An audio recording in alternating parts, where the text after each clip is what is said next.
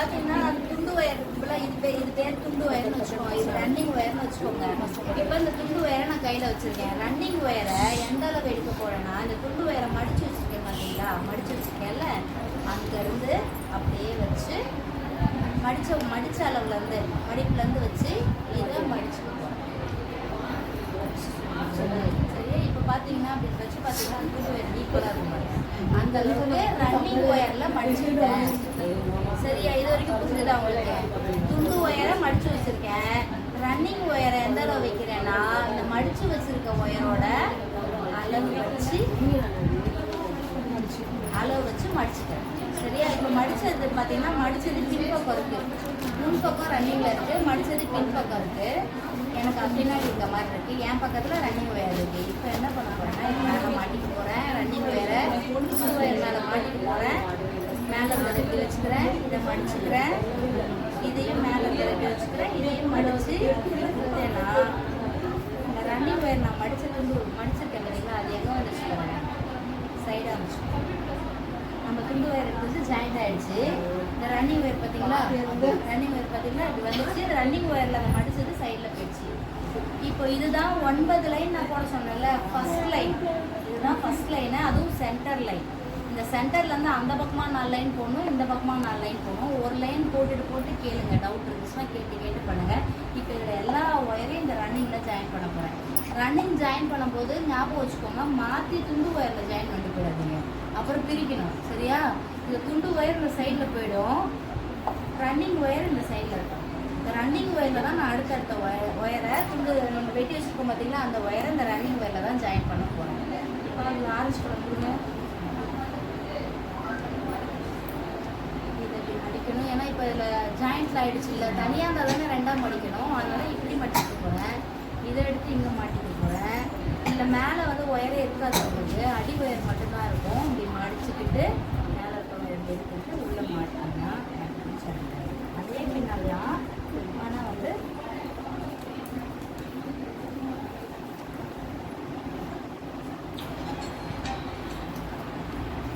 அடுத்தது blue colour கொடுங்க. Ready எடுத்து ஆரஞ்சு கலர் எங்கே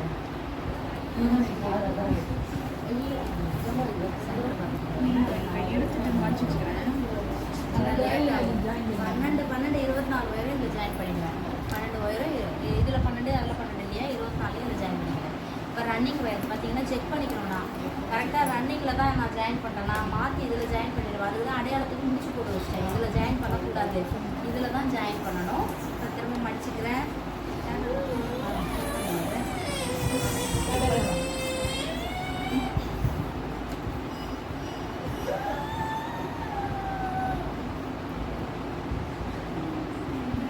மாட்டிக்கிட்டு மேலே மடிக்கிறேன்.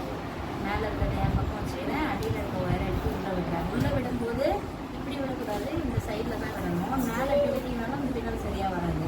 இதை விடும்போது இதை மேலே விட்டுட்டு இதுக்கு அடியிலையும் விடக்கூடாது. அதனால் கரெக்டாக இது அடியில் இருக்கிற மாதிரி இந்த சைடில் நீங்கள் விட்டிங்கன்னா சரியாக வரும்.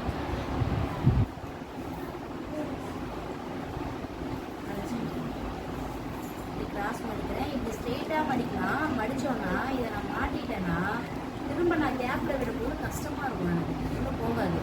இதே நான் கிராஸில் எப்படி மடிச்சுக்கிட்டேன்னா இதை மாட்டிட்டு இதை நான் மடிச்சுக்கிட்டு இந்த கீழே இருக்க ஒயரை விடுறதுக்கு பாருங்கள் எவ்வளோ கேப் நல்லா பெருசாக இருக்குல்ல, அப்போ உங்களுக்கு விடுறதுக்கு ஈஸியாக இருக்கும்.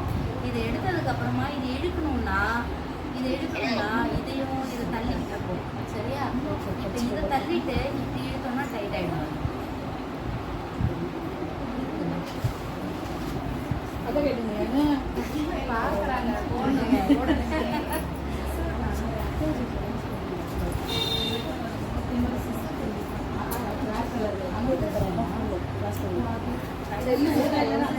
செல்லு எல்லாமே கம்ப்ளீட்டாக இருக்கா? செல்லு கொடுத்தாங்க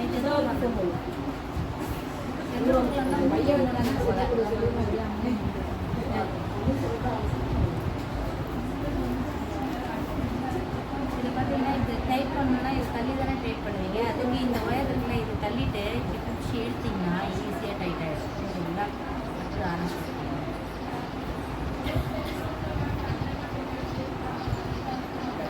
அப்பா காலையே வா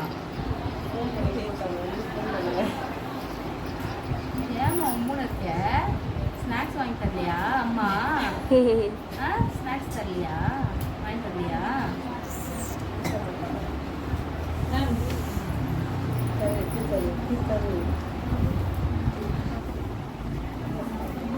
எல்லாத்தையும் பார்த்தீங்களா ஜாயின் பண்ணிட்டே வரமா. அது நடுப்புற ஒரு தடவை செக்கும் பண்ணிக்கணும். நான் ரன்னிங் ஒயரில் தான் ஜாயின் பண்ணுவேன். நான் ரன்னிங் ஏன்னா இல்லைன்னா மாறிடுது. ரன்னிங்கில் தான் ஜாயின் பண்ணுறேன். அதுவும் அப்படியே போட போகிறேன். இந்த சைடு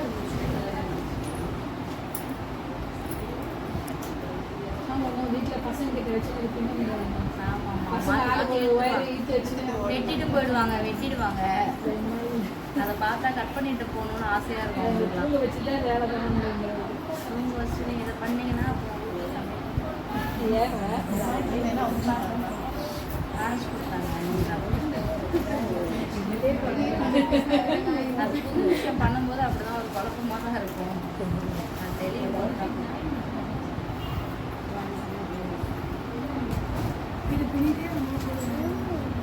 பின்னிட்டே அந்த ஸ்ட்ரெயிட்டாக போயிட்டே இருக்கும். 24 இதையும் ஜாயின் பண்ண போகிறேன். 24 வந்தாங்க.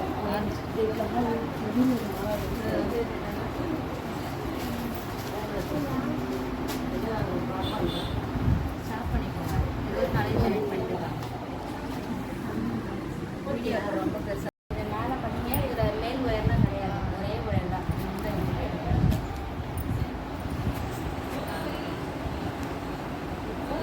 கிளாஸு ஒயர் முடிச்சுட்டு